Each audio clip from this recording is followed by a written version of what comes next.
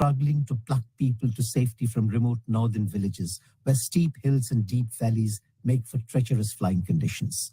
The Pakistani Army Chief General Qamar Javed Bajwa has warned rehabilitation could take years. That's a BBC's Sanjay Dasgupta. Chinese authorities say 28 people have been charged, 15 officials investigated for corruption, a couple of months after a brutal attack on several women in northern China. News and analysis, townhall.com. Not only does energy cost a lot more these days, there are fears there may not be enough to go around in the cold winter months ahead. Low fuel supplies in the Northeast raising concerns that an extreme weather event could cause supply disruptions. Department of Energy says diesel fuel and heating oil are more than 60% below the 5-year average in New England. Energy officials are convening a meeting of regional governors after Labor Day to discuss the situation. In the meantime, an industry representative says the situation should improve in September and October. Jason Walker reporting. Then a deadly shooting at a Safeway supermarket in Bend, Oregon happened last evening. Police say 3 people were killed. The gunman said to be among the deceased. To get on Wall Street, Dow futures down 262. More on these stories at townhall.com. This is staff meteorologist Jennifer Wojcicki with your regional radio forecast. Chance for scattered thunderstorms today, otherwise mainly cloudy skies expected. High temperatures reach up to 88, southwesterly winds 10 to 15 miles per hour. Scattered thunderstorms again tonight, lows dip down to about 65, cloudy skies. High temperatures reach up to 82. Tomorrow, bright sunshine. Hear weather twice an hour or online anytime at DeWittDailyNews.com. Currently, it's 74. In 2022, First National Bank and Trust Company of Clinton is celebrating its 150th anniversary. Follow them on Facebook or visit their website at firstnbtc.com for exciting announcements. As they celebrate all year long, First National Bank and Trust Company's goal is to ignite prosperity by helping its clients do more with their money. Thank you for being part of their story for 150 years. First National Bank and Trust Company, member FDIC. You've been planning to build a pole barn or install a new metal roof, but you want to make sure they're built to last. Mansi Metal is a local company that manufactures quality metal roofing and post-frame buildings right here in central Illinois. This means you'll have everything you or your contractor needs to install that metal roof or put up a building designed to last generations. Stop by our Mount Zion factory or visit us today at manseametal.com. MANSEA metal.com. If you're looking for local hunting and fishing information, then join us for Central Illinois Outdoors with me, Jared White, Sundays at 8 a.m. here on WHOW. Every weekend, we'll offer detailed local fishing reports from professional guides. We'll swap stories with local celebrity sportsmen, and I'll invite you to share your stories as well. Central Illinois Outdoors with Jared White, every Sunday morning at 8 on all WHOW platforms and on demand at centralillinoisoutdoors.com. Brought to you by Bob Ridings in Pana and the Clinton, Illinois Chamber of Commerce and Tourism Bureau. News time is 7 minutes after 7 o'clock here on this Monday.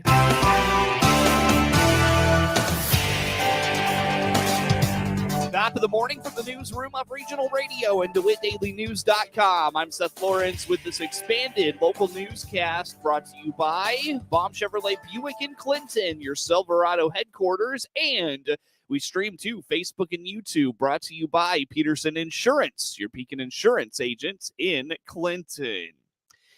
With limited to no COVID mitigations on Illinois schools heading into the 22-23 school year, Central Illinois school superintendents are celebrating having kids back in a normal school calendar ahead. Clinton School Superintendent Kurt Nettles says it feels fantastic to embark on a normal school year and looks forward to the regular activities that make the Clinton community tick, like homecoming and Veterans Day celebrations, as well as Grandparents' Day at the elementary school.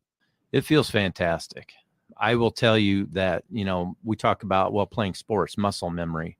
So I hadn't put the suit and tie on in a while. And it was almost like putting the suit and tie on. My muscle memory was, where's my mask? And I felt a little weird. So hopefully we're putting all that behind us, moving forward. It was great to see everybody's smiling faces or sad faces, depending on your emotion of the morning. And we've had teachers for a couple of days now before this. It's great. It feels, I told everybody, it's going to feel like 2018, 19. Now there's still people that are going to get COVID and get a little bit sick and things like that. And we'll have to deal with it. I sent some information to you all out as parents recently. And, if you're sick, stay home, and we're going to watch those kinds of things. But this feels really great. And we're super excited about starting the school year. The thing I've been thinking about the most is like homecoming and the homecoming parade. And I know we had the parade last year, but it's just doing all those kinds of things, jamming that gym full of people to watch good basketball or, whatever the case may be, whatever sport. Parents getting to come back into schools for parent-teacher conferences if they want to. Grandparents' Day at CES, maybe having our veterans back in on Veterans Day to celebrate. Just all those kinds of things. Our school district is a community, and we want the community involved. So them showing up. Lincoln High School Superintendent Dwight Strickland is looking forward to one of the best school years ever at Lincoln. He appreciates the support of the community throughout the pandemic, and with homecoming in a few weeks at Lincoln High School, he looks forward to having events like that return to normal. We are all so much looking forward to this. It's been great. It's been tough the last couple of years, but I'm very proud of what we've done here at the high school. Actually, the whole community of Lincoln been very supportive. All the school districts, we've all been on the same page of how we were going to deal with COVID, and we offered in person all the way through. So that was great. This year, all of our kids are back. It's going to be exciting to get back to, like you said, just a normal year, and let's get our focus on where it really needs to be, the education, and not have to worry about wearing masks and sending kids home, and let's just work on educating the kids, because that's what we're here for. We're looking to have one of our best school years ever. We have all the kids back this year. Our athletics, we have some really strong teams, so that's things to look forward for the school year. We're getting ready for homecoming here in a couple of weeks. That's right. It's going to be exciting. Kids are really happy to be back, at least right now, beginning of the year. But no, all the staff's excited. We got some new staff members, so it just brings new energy, and always want to keep things fresh and just do things for kids. That's what it's all about. Mount Pulaski Schools Superintendent Fred Lamke calls it undoubtedly most pleasant. With the uncertainty and stress of the last 2 years, Lamke calls it a breath of fresh air, to be back to normal. Seth, it is undoubtedly mostly sunny, if not all sunny right now. It's such a different year. I spent the last 2 summers working with board members, teachers, following the COVID rates in our region, wondering how the next week's going to be, if we're going to have to wear a mask, if we won't wear a mask, waiting for the governor to decide if it's going to be our decision, his decision. And it created so much of a distraction to us that we didn't start the school year relatively normal at all. And everybody walked in not knowing what to expect, not knowing how long we'd be open. If somebody contract COVID, are you going to be quarantined? I mean, the pressure and stress that put on every stakeholder in our district was just ridiculous. And this year is such a breath of fresh air that cloud no longer is hanging over us, as we stated, and that we are having conversations about instruction and improving things and how we do things better. It's just such a relief, honestly. The summer went so quickly as well. It's our first summer that we actually kind of had to ourselves in a few years. But at the same time, once we got past the 4th of July, school started, it seemed like. It just went by in a flash. Dr. Lisa Taylor is the superintendent of Hayworth Schools and indicates it's nice to start the school year without a divisive cloud hanging over the community, and everyone is on the same page as the school year starts in her district. Yeah, it has been wonderful, and I'm sure you've heard lots of superintendents describe it, but I think just, the lack of divisiveness over issues and having a normal school year just brought this new energy into this year. We also had about 18 of our teachers go to summer conferences and get new ideas, and so I would just say excitement, energy, good vibes. It was truly a celebration those first couple days. We weren't waiting for a ball to drop at the state level and some decision to be made, and we just felt like we can do what we were hired to do. and everybody. I mean, it just started and has been so smooth. The kids are so happy to be back, and it's honestly been my best year since I've been here in Hayworth, and that's 7 years. So for Blue Ridge School Superintendent Dr. Hillary Stanifer, she's only known her position through the COVID pandemic and says she and plenty of others in the community have been looking forward to normal for some time.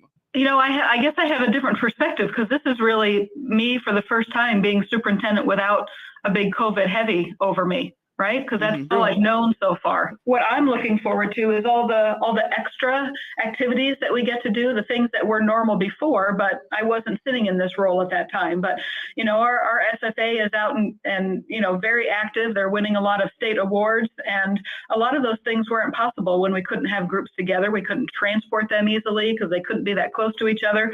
And there's just a lot of, we were able to welcome volunteers back into the classroom, and we've been waiting for normal for a long, long time. So it's really refreshing to come back and to see all the things that are happening that maybe, you know, it's hard to believe it was just 2 years ago when we started school and we were masked and we only had part of our population coming in each day.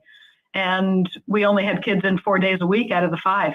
It just seems like such a foreign idea right now. And I'm so glad for that. I mean, kids are ready to be back. They have smiles on their faces. They're getting involved in things. Our high school started with that first week. They had like a hot dog lunch and a kickball game for the kids. And the next day they did some rotations and learned some different things. And one of the rotations was, you know, an ice cream truck out in the back parking lot. And, you know, it's just good to be together and be a family again, you know, be able to see all the faces. Like Dr. Stanifer, Dr. Chris Kaler at Murrow Forsyth Schools also took over in the thick of the pandemic. He is noticing teachers and students are much more relaxed. His district right now has a mask optional policy and asks everyone respect the decision of each individual. You can just tell the teachers and the students are both much more relaxed. We've made it as masks optional. We have some students that are wearing masks, and the thing that we ask is that everybody's choice be respected, and that's been what I've seen so far when I walk the buildings and the elementary, middle school, and high school.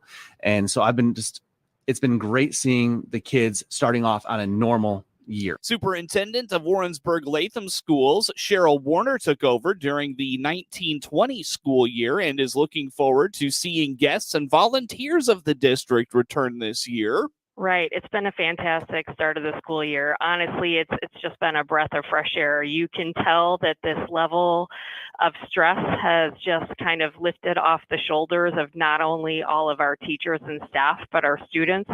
I would say my favorite top moment for the year so far was Wednesday morning when kids got off buses for the first time. It's been the first time in 2 years that we've been able to see them come to the first day of school without masks on. And just to be able to see the sheer joy on their faces to be back at school. And we actually didn't even have any crying kindergarten students that had issues separating. It was just so refreshing. It's just been a great start to the year. And I will tell you, one of the most exciting things is because we are not dealing with any COVID mitigations right now. There are so many things that we can bring back that had to be on hold for 2 years, and just opportunities with our students to work with each other across elementary, middle, and high school, and with our staff. You know, we have a very unique campus where all 3 of our buildings are connected, which gives us so many positives and opportunities for our students to work with each other across grade levels. And so we've immediately started that experience this year, and that's just a wonderful welcome addition back to school. Most school districts went back to class a few weeks ago, Wednesday, August 17th. Several Central Illinois school districts are also finally able to utilize the capacity of their facility updates in the last year and a half. It's felt rather like a pretty mild August to this point, but weather officials say we're actually trending to a pretty average August. Matt Barnes with the National Weather Service in Lincoln indicates the heat has largely set up to the west, and some cooler Canadian air is keeping it over there instead of dominating the summer weather like was anticipated earlier this summer. Well, this year, it seems like we got the heat kind of early on. We had a couple of periods in June and into at least the first half of July where we had some temperatures in the mid and even upper 90s. But we've had a pattern change, and once we got into the month of August, we've had kind of a persistent trough over eastern Canada into the Great Lakes, and it's brought some cooler air masses down from Canada. So the heat has actually shifted into the western part of the U.S., out in the Rockies and along the West Coast. So we've been kind of on the cooler side of things, and that trend has been very persistent through much of the month of August, and it looks like it may continue into at least the first part of September. Some parts of central Illinois are enjoying lush gardens and head-high crops thanks to timely rain, but others are not. Barnes indicates the August rains have been hit and miss, depending on where you're at in the state. Well, since the beginning of the year, I looked at some of the data here just this morning. Since the beginning of the year, areas along the I-74 corridor have been running a pretty good rainfall deficit. So stretching from Champaign-Danville area up through Bloomington and Peoria, that area is running about 4 to 5 inches below normal for the year. And this is really the area of concern across central Illinois, where we presently have some abnormally dry conditions in place. In fact, the latest drought monitor continues to highlight areas around Champaign County in a severe drought, with moderate drought conditions extending up towards Bloomington. We've also got an area in west central Illinois around Macomb, westward to the Mississippi border, where we've got moderate drought conditions occurring. But it's that area, it's that swath of the state from, let's say, about Macomb to Moline, southeastward along I-74, down towards Champaign and Danville. That is the area that we're actually expecting the driest conditions, and maybe drought to actually intensify and spread a little bit over the next month or so.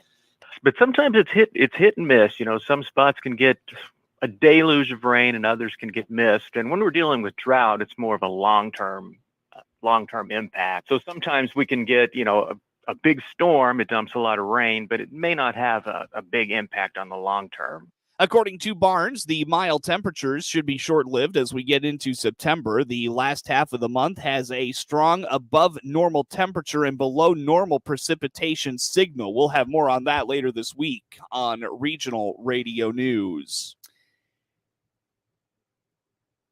News time is 21 minutes after the hour here on this Monday. More to come on the WHOW Morning Show. When you're shopping for a different car or truck, we don't expect you to come in knowing exactly what you want. That's our job. This is Scott Baum from Baum Chevrolet Buick in Clinton. Our staff is trained to ask questions, listen, and help you find the right vehicle that fits your needs, whether you need 3 rows of seats or something sporty to zip around town with. We'll find the right transportation solution, which checks all the right boxes just for you. BaumChevyBuick.com, right from the start. Again, 21 minutes after the hour here on this Monday morning. Again, I'm Seth Lawrence with you folks today for this expanded local newscast. Again, brought to you by Baum Chevrolet Buick in Clinton, your Silverado headquarters, and the morning show streams to Facebook and YouTube. Brought to you by Peterson Insurance, your Pekin Insurance agent in Clinton. The 100th DuQuoin State Fair is underway in southern Illinois. The fair may have hit the century mark, but there are plenty of new attractions this year. They include a pirate puppy show, Doc Dogs, an Illinois Products Expo, and the Budweiser Clydesdales. Governor J.B. Pritzker opened the fair. Illinois' proud agricultural industry and our family farms have long been an indomitable force that drives our state forward. Today and throughout our DuQuoin State Fair, we honor our farmers and our agricultural industry partners. Over the coming days, as visitors come from all over in search of a fun fair adventure, a great concert, a corn dog, or a blue ribbon prize, I just want to say thank you for joining us and for making the DuQuoin State Fair a part of your summer. Grandstand concerts feature Randy Hauser, Chase Rice, Jordan Davis, and more. The DuQuoin State Fair runs through the Labor Day weekend. The Illinois House's Public Safety Task Force learned more about hate crimes at a meeting last week. Several speakers from Jewish, Asian, LGBTQ, Hindu, and other groups made presentations, and one common theme is that hate crimes are on the rise and are underreported.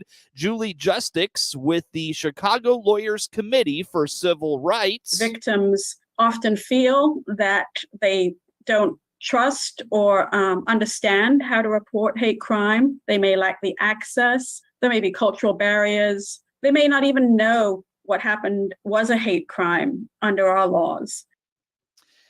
Illinois Department of Human Rights Director Jim Bennett recommends the creation of a state hate crime and bias incident helpline. This would be separate from law enforcement. It would serve victims of hate crimes and bias incidents, but it would also empower the agencies and groups that people already turn to when they're in crisis. We've heard time and time again that when people are in a crisis, they're going to go to who they trust, and we want to arm the people that they trust. Bennett says they would like to see more prevention efforts, grants for groups that help hate crime victims, and more training for police and prosecutors on the topic. So you think you might qualify for the president's student loan debt plan? Well, what's next? About 8 million taxpayers across the country will automatically receive relief since the federal government already has their income information. All other borrowers will need to fill out an application, says Illinois Student Assistance Commission spokesperson Lynn Baker. Our suggestion is that when the application for this relief comes out, folks actually use the application. It's supposed to be a very simple application, and they submit the application for this relief. You can sign up to be notified when the application is available at ed.gov. It's not out yet. There is going to be a way to be notified. So if you would like to be notified when the application is available, you can go to ed.gov/subscriptions, and you can sign up to be notified when that application is available. Baker says you can sign up again at ed.gov. It's important to note the one-time relief deal only applies to federal loans that were dispersed before July 1st of this year. This does not apply to private loans taken out for college expenses. Simple lawn care tips for the lazy. Some lawns rival those of the largest ballparks, while others barely get mowed. University of Illinois Extension horticulturalist Chris Enroth says if your yard maintenance isn't your thing, there are a few basics to follow so you don't get kicked out of your neighborhood. If we had a bare minimum of things to do for our lawn, mow high, mow often, keep your blade sharp, that's going to get you most of the way there to having a good stand of lawn. And all that other stuff, it's just extra. Enroth says mowing too short or removing more than a third of the blade really stresses the grass. That may make it grow faster and cause more weeds to pop up. When we knock our lawn, when we cut it real short, it actually has to work even harder and grow faster to recoup that loss and kind of to maintain itself. So actually, when we mow our lawn shorter, they wind up growing faster. He says if you only fertilize once a year, apply it late summer to early fall. Food experts are urging consumers to carefully follow cooking instructions on packages of frozen foods. Gary Crawford has more. Let it go. Cold never bothered me anyway.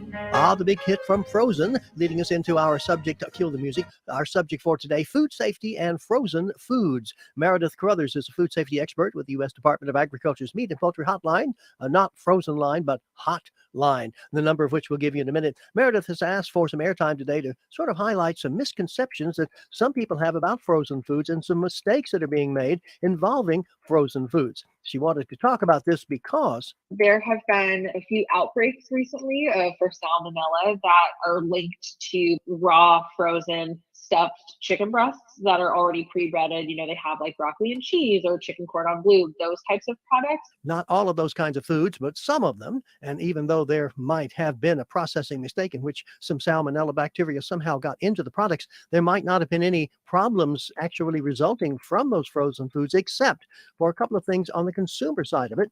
Number one, many of us think that if you freeze a perishable food, you kill any bacteria that might have been in it. But remember, when Elsa was singing Let It Go, she said, Cold never bothered me anyway. yeah, well, that's true for bacteria that cause food-related illness. Instead of killing the bacteria, freezing merely puts the bacteria to sleep in hibernation, just waiting for a chance to wake up and multiply. If the food product in question was fully cooked before quick freezing, the heat should have killed any bacteria that might have been in or on that food. Heating it and eating it would in most cases then be okay. But Meredith says in the case of some of these illness outbreaks, some consumers mistakenly thought the products that they had were fully cooked before packaging and only needed some warming up. The pictures on some of the packages might lead you to think that, but these foods involved in the outbreaks were frozen raw and needed to be fully cooked before being consumed. And the packages did have very specific cooking instructions that people have reported not always following. And so some consumers were just eating the foods right out of the package after letting them thaw out, whereupon the sleeping bacteria, sometimes present in raw meat and poultry products, began to wake up and multiply to the point that they made people sick. All of these leading Meredith to urge us to always read the cooking instructions on the packages of frozen foods. Because some of those frozen foods are recommended to actually cook from the frozen state, because that's what's been tested by the manufacturer to provide the safest product. So if the package says cook from frozen, you don't want to then just take it straight from the box, put it in your lunchbox, and then eat it that way. You'd want to make sure you're following those cooking instructions. And that way you can make sure that a convenience food doesn't turn into an inconvenience for you. Yeah. If you have questions about frozen food safety or any food safety subject, just call the Meat and Poultry Hotline. Here's the number, 1-888-MP Hotline, 1-888-MP Hotline. This is Gary Crawford reporting for the U.S. Department of Agriculture. Get news anytime at DeWittDailyNews.com. Thomason. Federal Reserve Chairman Jerome Powell's recent remarks about future interest rate hikes continue